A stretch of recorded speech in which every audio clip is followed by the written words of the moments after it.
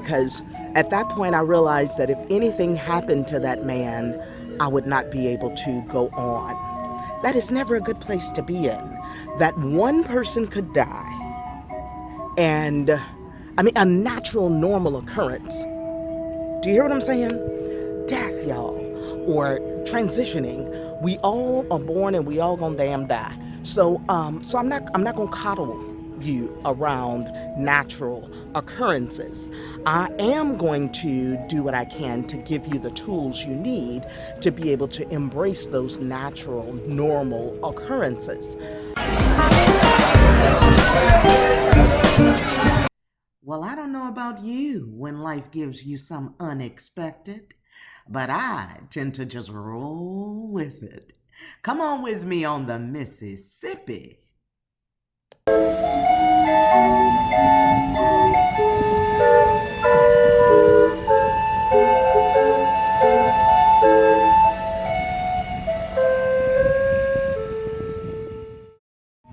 So I just had an experience and decided I wanted to share it.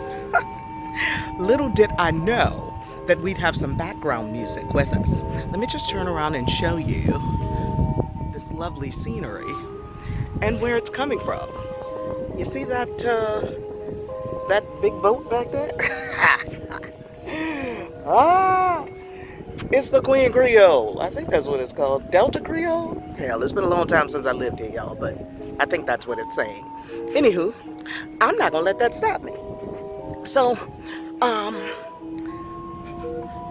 I appreciate the background music. That, well, I wasn't planning on it, but we gonna roll with it. All right.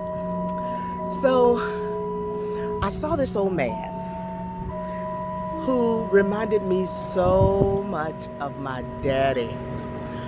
Oh my God, it's a lot going on out here. Look at this little propeller plane up here. It looked like they built it themselves. Can y'all see it? I don't think I want to be getting on that. Anywho, it might be too much going on for me in my mind to be able to do it. Ooh, the wind is blowing too. Jeez. Anywho, so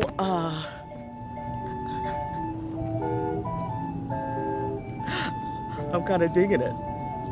You digging it? I'm digging it. So anyway, saw this old man, and he had to be 80-ish. He looked so much like my daddy. My daddy transitioned, and that's something else that I'll talk a lot about, or talk more about, because I don't believe in death. We'll talk about that too. But so my daddy transitioned back in 2019.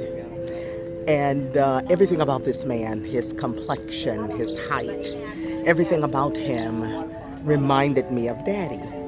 And we're in a store where the people are not really trying to assist. And this old man just needed a plug for his phone. He had this old LG that was cracked, and he had on the same colors, the same kind of clothes my daddy wears. It was almost weird,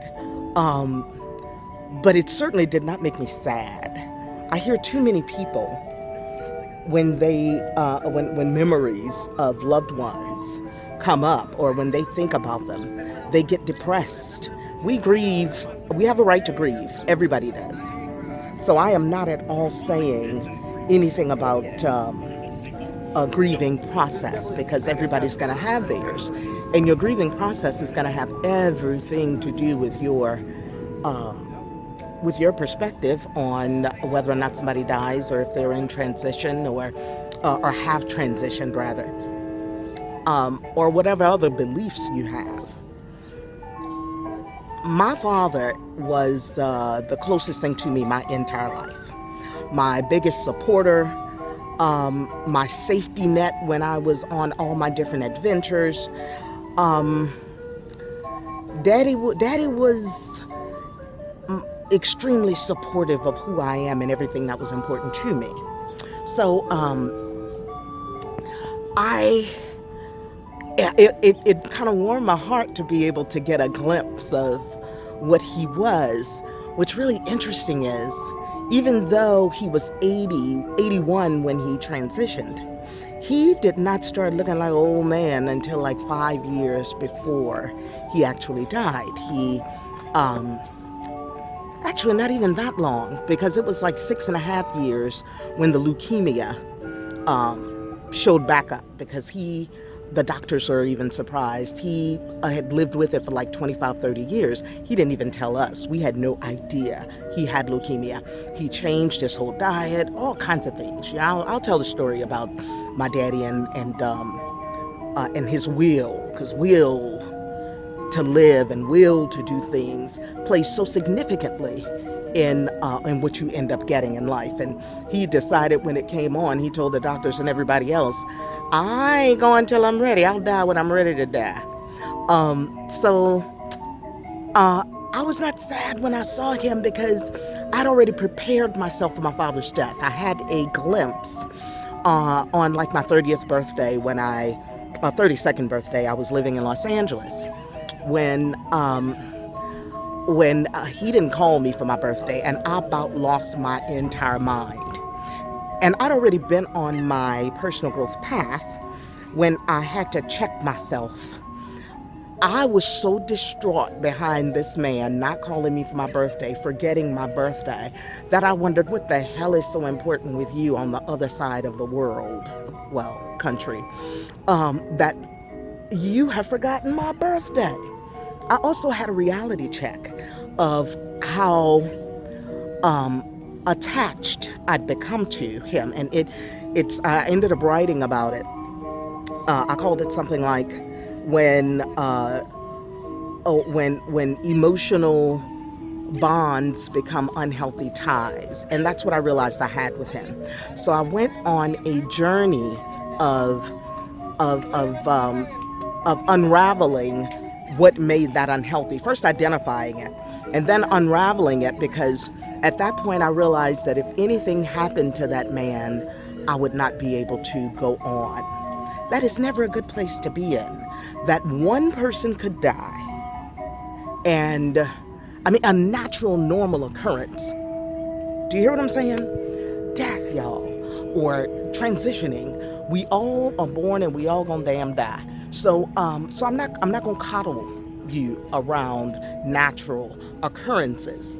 I am going to do what I can to give you the tools you need to be able to embrace those natural, normal occurrences better, because we still have to be able to live once they transition. The same for anybody who loves you. They need to be able to live when you transition. Anybody who can't, it's an unhealthy attachment. You don't have to like it, but it's so. Okay, I'm gonna finish this somewhere else, because this music getting on my damn nerve. All right, I made it home. So let me wrap this up. Anybody that you think you're gonna lose your mind behind when they die, you got some work to do. You've got to unravel that thing. That's not okay. And we romanticize things like, I don't know if I can ever live without you, from in romantic relationships to parents. Mama, she's been my rock. I don't know if I can make it. Well, listen, we've got to unravel that. You got to unravel that before it happens. That doesn't mean you can't still have a close relationship. It does mean that the things that you depend on that person for so strongly, you have to change your perspective about it. Everything is about perspective. Everything is energy. And if you can't live without somebody, listen, I'm not going to coddle you. There's something wrong with that. Because you came here for your own path and purpose. You see, that's perspective. Many of you don't know that. Many of you believe that you came here for others. You came here for what they need from you. That you came here to have attachments to people. No. You came here for your own path and purpose. And some of you may believe that your path and purpose has to do with others, not if it's unhealthy ties. And if there's anybody that you are not just appreciating for while they're here, and have already considered how you will go on when they are no longer here, it's an unhealthy tie. Because if you wait until they leave, then there is significant devastation. Nobody should be devastated because, or not devastated to the point of um, of grieving so much. Well, let me say this: there is a difference between um, grieving and what's that other word? Shit. Because in the speech at my daddy's funeral, that was pretty much what I talked about. What's that other word? You're not you grieve and you when you miss people, and I can't believe I can't remember what that word is. Okay, wait. There's a difference in grieving and mourning. Grieving and mourning. It's okay to grieve. We all grieve, but grieving and mourning are not the same thing. People are in mourning very oftentimes for hell the rest of their life after somebody passes. Mourning is a form of depression. And I've opened up another bag. Damn. Now I got to distinguish mourning and depression. That's going to be on another one. All right. But grieving is temporary. Mourning, people can do for extended periods of time because they can't figure out how to get on with their life past somebody else's death.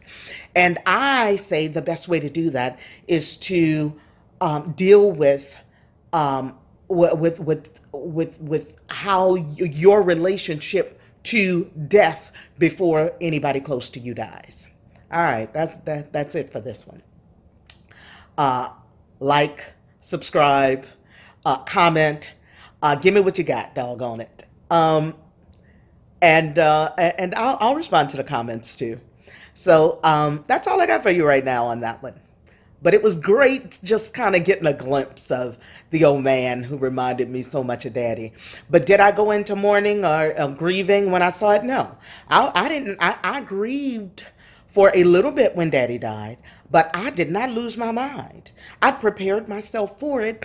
And because of my perspective and what I believe about death, y'all, we are in such communication.